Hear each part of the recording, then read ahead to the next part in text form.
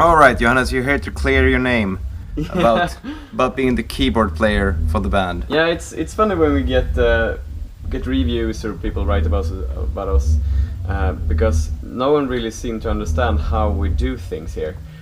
Because Hjalmar plays the keys and I'm playing an accordion, so then everybody's like, okay, so does Hjalmar play the synthesizers, and I only play when you can hear an accordion, or is something else going on? And as it happens to be, I'm playing most of the synthesizers. Hjalmar is mainly playing the piano sounds and some of the pads. Yeah, exactly. Yeah, he does a little bit of everything. But if you hear a synthesizer, it's most likely me, because he also plays the guitar. So what I do then is that I'm still playing an accordion, and I'm doing my work on this piece, which is called Roland FR-3X, I think.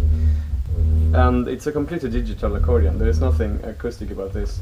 What it is, it has a lot of buttons, and then it has a bellow that's completely. It doesn't really have a function, except it's recording how hard I pull it, and then therefore it's also gonna do things to the tone and the loudness of how loud I play. So trying to simulate an actual accordion. What I do is that I play through MIDI, so it is going one of those cables from there to my computer, which is an old MacBook. It's 5 years now. Blu-ray.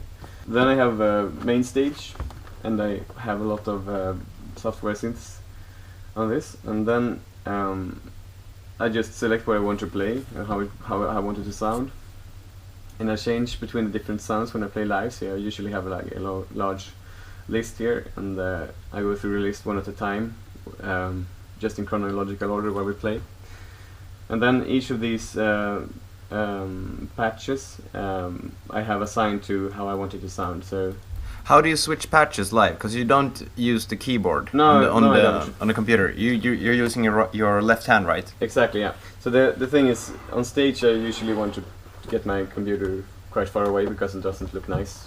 It doesn't look real if you have it there. So I do everything by my left hand. So I just change. I assigned a few buttons to just do commands. So they change up and down through the list, basically. I mean, it would be nice to play to use the left hand to play as well, but it's not really necessary in structural disorder, because I'm mainly playing pads and lead synths, and we are sufficiently many people to cover up. I mean, if I were doing it alone, I would probably like to accompany myself with some chords on this hand, but I don't really do that live. So then I can use this hand just to change sounds and to pull the bellow. So that's basically how it works.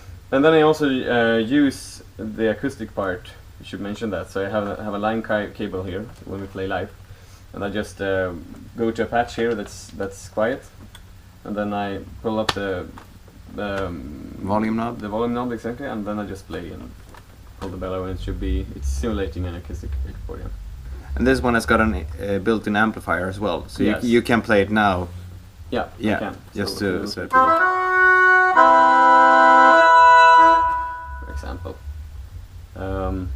But of course I have my acoustic babies. If you hear an accordion on a CD of ours, that's what you hear. Yeah. But yeah, so for example, you might recognize this sound from the Accordion tree. I use it a lot there.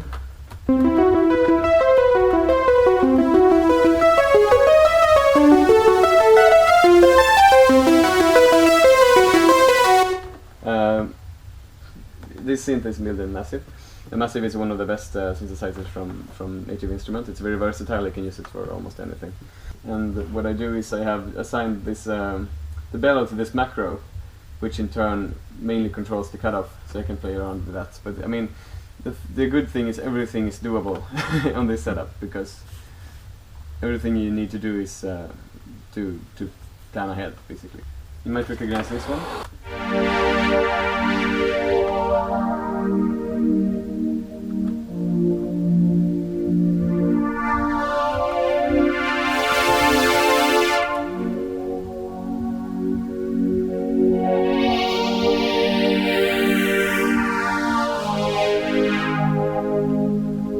That's just a basic pad from the Logic.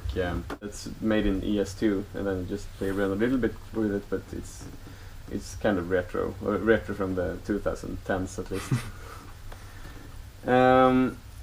You can also play an organ if you want to, for example.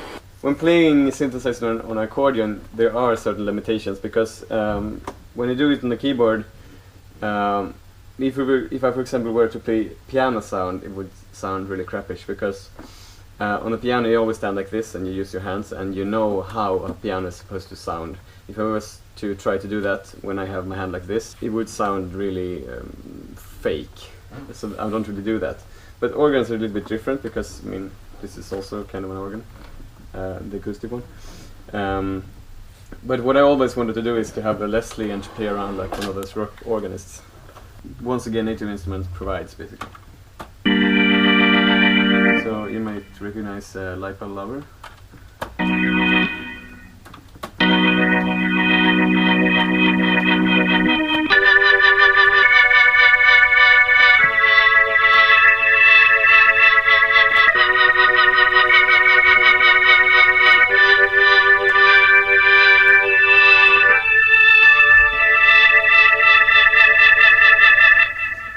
Yeah. And you're controlling the Leslie with the bellow there. Yeah. Yeah. A Leslie is just on and off. But what I do is when I pull hard, then it goes on, and when I stop pulling, it goes off again. But you can. The thing is everything is just up to what I want to do, and then I just have to think how to do it. It's actually kind of amazing, if you ask me. This wouldn't have been possible just a few years ago. No. Let's see. When you're doing like pitch bends. Yeah, stuff like that. For example, in the news from the new CD, Desert Rain has this kind of sound.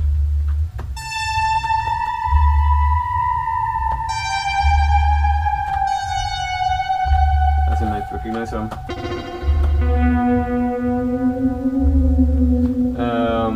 that song, and it's also a massive preset, or not a preset, but it's also a massive synth. Yeah, and then you do use it in Someone to Save as well, right? Yeah, you mean yeah, Massive. Yeah, I do. Yeah. Yeah. Exactly. I have this dubstep wannabe wobble synth. Where is it there? So.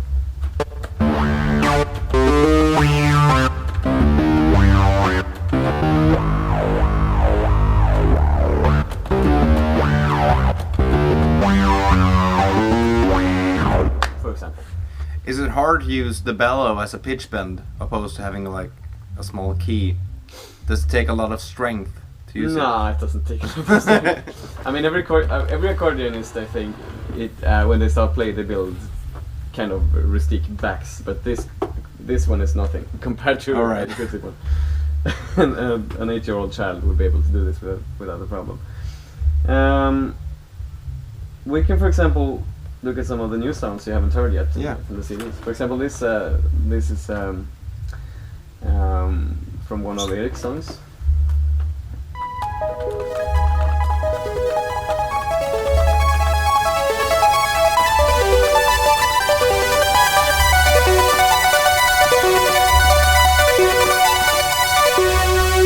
Yeah, you might not believe it, but it's gonna sound epic when you hear it on a CD. Yeah. 2 years or so. We have another one.